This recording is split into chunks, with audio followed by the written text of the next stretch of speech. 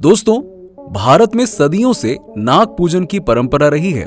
माना जाता है कि 3000 ईसा पूर्व आर्य काल में भारत में नागवंशियों के कबीले रहा करते थे जो सर्प की पूजा करते थे। उनके देवता सर्प थे। यही कारण रहा कि प्रमुख नागवंशों के नाम पर विभिन्न नागों के नाम हैं। 1000 नागों में शेष नाग सबसे बड़े भाई हैं, दूसरे स्थान पर वासुकी और तीसरे स्थान पर प्रतितक्षक हैं। चाहे भगवान शिव हो या फिर विष्णु भगवान हो, दोनों की पूजा नागों के साथ की जाती है। शिव जी के गले में वासुकी हैं तो भगवान विष्णु शेष नाग पर विराजमान हैं। तो अगर आप हमारे चैनल पर पहली बार आए हैं तो चैनल को सब्सक्राइब करके बेल आइकन जरूर दबा दीजिएगा ताकि ऐसी ही जानकारी वाली वीडियोस आपको सबसे पहले मिलती रहे। नंबर 1, शेषनाग। शेषनाग के बारे में कहा जाता है कि इन्हीं के फन पर धरती टिकी हुई है। ये पाताल लोक में ही रहते हैं। चित्रों में अक्सर हिंदू देवता भगवान विष्णु को शेषनाग पर लेटे हुए चित्रित किया गया है। दरअसल शेषनाग भगवान विष्णु के सेवक हैं। मान्यता है कि शेषनाग के 1000 मस्तक हैं। इनका कहीं अंत नहीं है, इसीलिए इन्हें अनंत भी कहा गया है। शेष को ही अनंत कहा जाता है। ये कश्यप ऋषि की पत्नी कद्रु के बेटों में सबसे पराक्रमी और प्रथम नागराज थे। कश्मीर के अनंतनाग जिला इनका गढ़ था।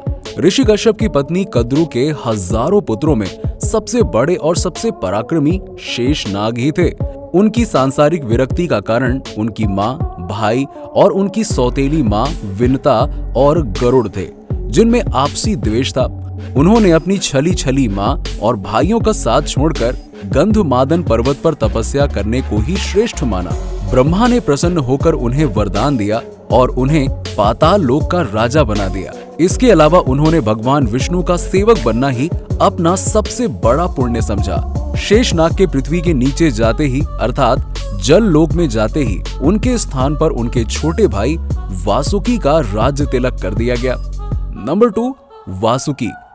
वासुकी प्रसिद्ध नाग हैं। महर्षि कश्यप के पुत्र थे जो कद्रु के गर्भ से हुए थे। इनकी पत्नी सती शीर्षा थी। नाग धनवा तीर्थ में देवताओं ने इसे नागराज के पद पर अभिषिक्त किया था। शिव का परम भक्त होने के कारण ये उनके शरीर पर निवास था। शिव को जब ज्ञात हुआ कि नागवंश का नाश होने वाला है, तब भगवान शिव और माता पार्वती ने अपनी पुत्र मनसा का विवाह जरत्कारु के साथ कर दिया और इनके पुत्र आस्तिक ने जनमेजय के नाग यज्ञ के समय नागों की रक्षा की, नहीं तो नागवंश उसी समय नष्ट हो गया होता। समुद्र मंथन के समय वासुकी ने पर्वत को बांधने के लिए रस्सी का काम किया था। त्रिपुरदाह के समय वो शिव के धनुष की डोर बना था। वासुकी के 5 फन हैं। वासुकी के बड़े भाई शेषनाग हैं जो विष्णु भगवान के परम भक्त हैं और उन्हें शैया के रूप में आराम देते हैं। वासुकी को भविष्य ज्ञात था कि आने वाले समय में नाग कुल का नाश किया जाएगा। ऐसे में उन्होंने नागवंश को बचाने के लिए उनकी बहन का विवाह जरत्कारु से कर दिया, क्योंकि वो जानते थे उनका पुत्र ही नागों के वंश को बचा सकता है। जरत्कारु के पुत्र आस्तिक ने जनमेजय के नाग यज्ञ के समय सर्पों की रक्षा की थी। नंबर 3, तक्षक। हिंदू पौराणिक कथाओं के अनुसार तक्षक नागों में से एक नाग जो कश्यप का पुत्र था और कद्रु के गर्भ से उत्पन्न हुआ था। रिंगी ऋषि का श्राप पूरा करने के लिए राजा परीक्षित को इसी ने काटा था। इसी कारण राजा जन्मेजय इससे बहुत क्रोधित हुए और उन्होंने संसार भर के नागों का नाश करने के लिए नाग यज्ञ प्रारंभ किया। तक्षक इससे डरकर इंद्र की शरण में चला गया। इस पर जन्मेजय ने अपने ऋषियों को आज्ञा दी कि इंद्र यदि तक्षक को ना छोड़े तो उसे भी तक्षक के साथ खींच मंगाओ और भस्म कर दो। ऋत्विकों के मंत्र पढ़ने पर तक्षक के साथ इंद्र भी खींचने लगे। तब इंद्र ने डरकर तक्षक को छोड़ दिया। जब तक्षक खींचकर अग्निकुंड के समीप पहुंचा, तब आस्तिक ने आकर जन्मेजय से प्रार्थना की और तक्षक के प्राण बचाए। वेब दुनिया के शोधानुसार तक्षक का राज तक्षशिला में था। समुद्र के भीतर तक्षक नाम का एक नाग पाया जाता है जिसकी लंबाई लगभग 22 फुट की होती है और वो इतनी तेज गति से चलता है कि उसे कैमरे में कैद कर पाना मुश्किल है। ये सबसे भयानक सर्प होता है। नंबर 4, करकोटक। करकोटक और ऐरावत नाग कुल का इलाका पंजाब की इरावती नदी के आसपास का माना जाता है। करकोटक शिव के एक गण और नागों के राजा थे। हिंदू पौराणिक कथाओं के अनुसार करकोटक नागों का एक राजा था जिसने इंद्र के अनुरोध पर नल को काटा था। इस दंश के फलस्वरूप नल कुरूप हो गए। करकोटक ने नारद को धोखा दिया था, जिससे क्रोधित होकर नारद ने उसे श्राप दिया, जिससे वो एक कदम भी नहीं चल पाता था। करकोटक नल का मित्र था।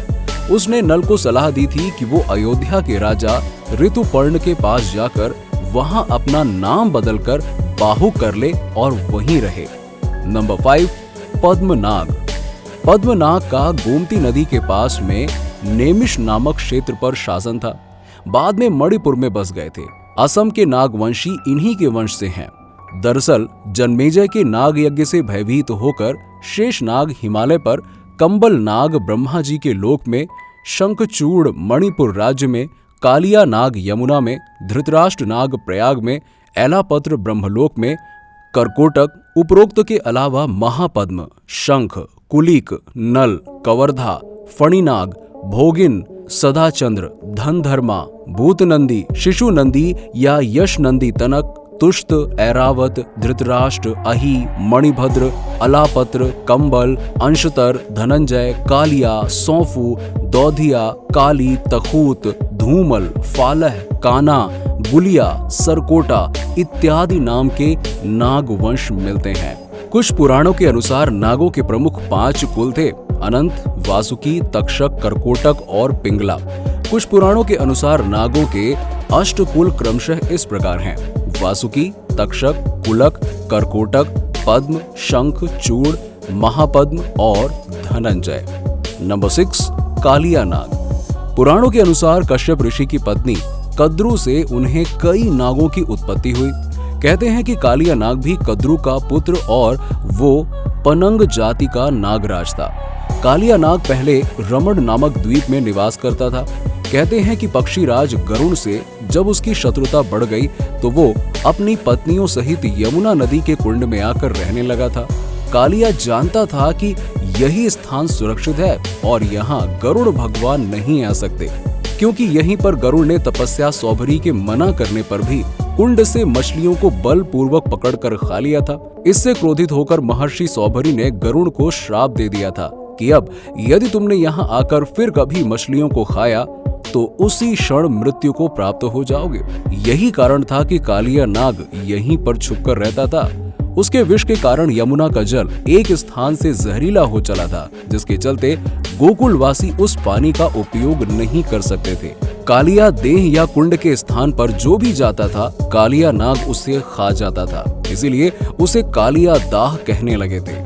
तो दोस्तों, आज की वीडियो में बस इतना ही। अगर आप हमारे चैनल पर पहली बार आए हैं तो हमारे चैनल को सब्सक्राइब कर लें, बेल आइकन को जरूर दबा दें ताकि आपको ऐसे ही ज्ञान भरी बातें मिलती